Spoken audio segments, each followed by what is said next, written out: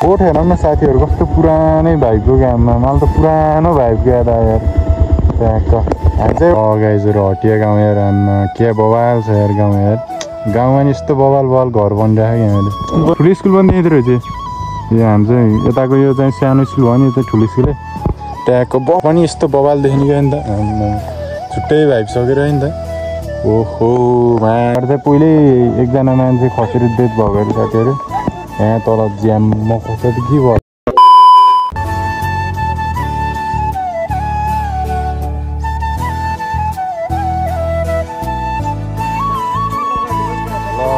माहौल देखेर थाहा भएसम्म भने हामी चाहिँ कहाँ छौँ भनेर यति बेला चाहिँ चित्रै गाउँमा छौँ च्याट्ट पाराउनु यता मामाहरू अङ्कल बाजे सबजना ल ट्याक्क हामी चाहिँ घुम्न भनेर आयो कि यता मामाको नयाँ स्कुटर पनि देखाइदिउँ ट्याक्क लाएर मामाजी अहिले चाहिँ जस खत्रै राइडर भइसक्नु भयो त्यस्तै साह्रो तोडफोड चाहिँ भएको नि त्यही 25-30 हजारको भयो अनि यता चाहिँ त्यस्तै छ माहौल अब चाहिँ माउन्ट लेखाएन साथीभाइहरू माउन्ट नभएपछि चाहिँ मेन पोइन्टमा भेट्नुपर्ने हुन्छ हामी साथीभाइहरू त्यही होला त्यहाँको यता चाहिँ के देखियो यस्तो अनौठो चिज ल यस्तो छ चित्रे गाउँको भाइको अब देखाइसकेर मैले ल हिँडौँ ल त्यहाँको अब हामी चाहिँ कहाँसम्मको राइड हुन्छ अब तपाईँहरू देखिहाल्नुहुन्छ कि हिँडौँ राइड कहाँसम्म हुन्छ अब हेर्दै हिँड्नुपर्ने हुन्छ हामी त्यही बेला साथीभाइहरू अङ्कलहरू चाहिँ हिँडिसक्यो आजको भ्यू चाहिँ यस्तै छ बवाल छ त्यस भ्यू चित्रे गाउँको सालनानी तिमीलाई नलिजान नि हामी चाहिँ गिरकोट साथ पुग्ने 5 किलोमिटर छ है अब गिरकोट उता पारी हो साथीभाइहरू बुढाहरू चाहिँ रकेट राइड हान्छ कि मामाजी कम्फास्ट हामी चाहिँ त्यत्तिकै यसो घर बस्दा बोरिङ भएर हल्का उतासम्म अहिले गएँ त्यहाँको अब भिडियो माउन्ट छैन यत्तिकै यहाँ ट्याक्क माउन्ट राखेर खिच्दै हिँड्नु भयो बवाल देखिन्थ्यो होला होइन यस्तो छ भाइमा अगाडि यति बेला छौँ हामी कि हरिनास गाउँपालिकामा है साथीहरू चित्रे भन्ज्याङ चुली डाँडा सेङ्जा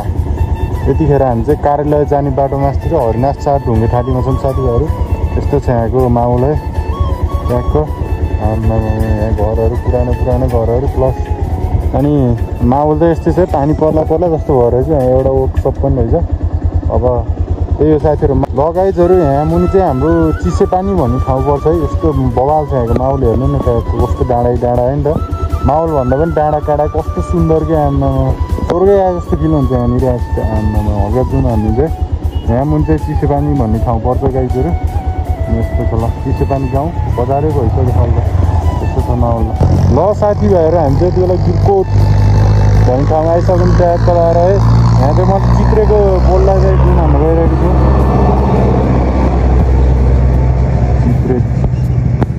चित्रे गाउँ है साथीहरू चित्रे गाउँ यस्तो छ माहौल ल है अब अङ्कलहरू चाहिँ माथि जानुभएको छ क्या हामी चाहिँ जानुपर्ने अलिकति माथि नै होइन हामी चाहिँ तलै आइदिउँ कसले अहिले फोन गरेको नाम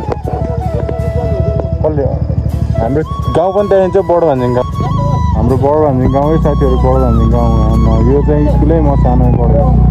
कता जाने हो उता अगाडि जाने कुरो भयो अझै हल्का अगाडिसम्म गयो भने चाहिँ मामाको ससुराली पनि हो पहिला होइन तिनीहरू माथि गयो हामी अब हल्का अगाडि जान्छ लाग्यो हामी यति बेला चाहिँ हटिया भन्ने ठाउँमा आइसक्यो भने त्यहाँ पुगेर है यो चाहिँ हटिया गाउँ है त्यहाँको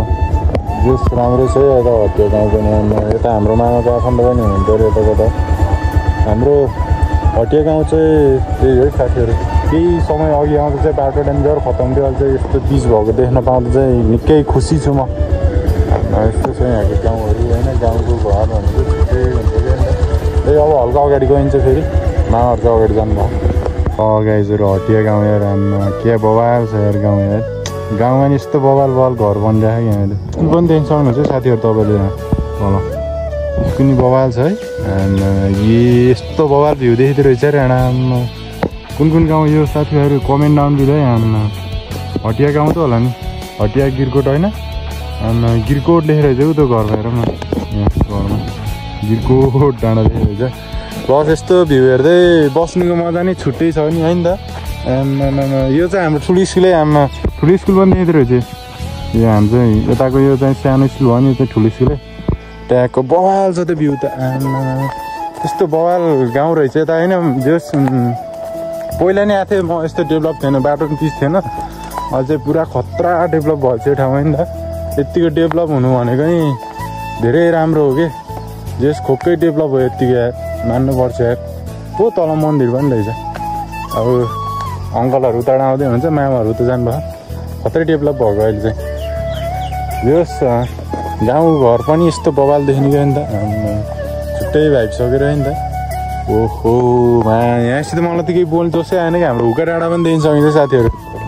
ल यो चाहिँ हुका कोठ हेर न साथीहरू, कस्तो पुरानै भाइबको गाममा। मलाई त पुरानो भाइबको याद आयो यार त्यहाँको। हामी चाहिँ एउटा सामान हिँडेको थियौँ, त्यो सामान चाहिँ फेला परिसक्यो। अब हामी फर्किन्छौँ बिस्तारै। ल त्यो ल गाइजहरू, चिसो पानी चाहिँ प्यार्सिङ चिसो पानी चाहिँ अहिले तल पर्छ होइन। हामी चाहिँ अब यता जानु लाग्यो। अब यो चाहिँ ढुङ्गेठाडी गाउँ परिहाल्यो कि यता अङ्कलहरू चिज दिँदै हुन्छ, चिज त्यहाँको लागि हाम्रो यो चाहिँ चिसो पानी ढुङ्गेठाडी गाउँ साथीहरू। यस आजको मौसम चाहिँ जस बवाल छ यार, पोका पालिकातिर आइसक्यो। ट्यागको लाएर यो चाहिँ हाम्रो सेङ्जा र तनहुको सिमाना भन्नु पर्ला है। सेङ्जा र तनहुको सिमाना हो साथीहरू यो चाहिँ है। ट्यागको यो माथि पाहाडमा पहिले एकजना मान्छे चाहिँ डेथ भएको रहेछ साथीहरू, खसेर त पूजा गर्ने क्रममा यहाँ चाहिँ मन्दिर छ एउटा कोटबडाई मन्दिर। अनि त्यस्तो छ माहौल। ल मामा अब हामी चाहिँ लागिँदैछ हल्का अगाडि चौपानीमा गएर एकछिन बसिन्छ, त्यहाँ यसो खाजा खाइन्छ, त्यहाँदेखि के कस्तो हुन्छ। यो भ्लग कहिले अपलोड गरिन्छ अब त्यही हो। ल भ्लग आज छोटै भए अलि लामै बनाएर हाल्नुपर्ने थियो कि त्यही त बुढा गाइजहरू। हामी चाहिँ यति बेला चाहिँ श्री कोटबडाई मन्दिर प्रवेशद्वार धिमात नगरपालिका 2 चौपानी तनाउमा छ साथीहरू। यो चाहिँ हाम्रो 2 नम्बरबाट पर्छ धिमात नगरपालिका। अनि यहाँ माथि यो मन्दिर, यहाँबाट चाहिँ पहिल्यै एकजना मान्छे खसेर डेथ भएको अरे साथीहरू। यहाँ तल ज्यानमा खस्छ त के भयो त्यही। हामी चाहिँ चौपानी गाउँमा छौँ यति बेला, चौपानी गाउँ आमा।